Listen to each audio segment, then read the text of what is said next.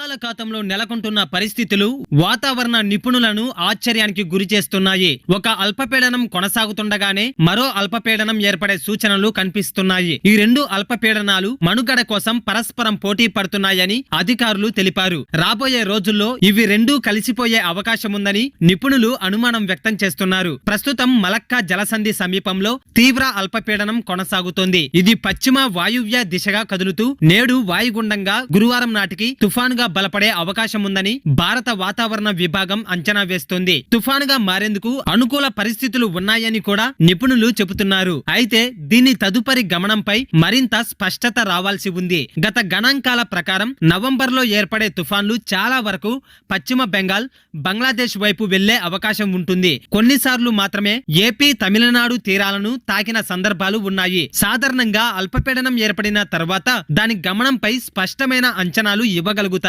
అయితే ప్రస్తుతం దీనిపై ఖచ్చితమైన స్పష్టత లేదని, తుఫానుగా బలపడిన తర్వాతే దీని దిశ, గమనం, తీరాన్ని తాకే ప్రాంతంపై అంచనాలు ఇవ్వగలమని వాతావరణ నిపుణులు తెలిపారు.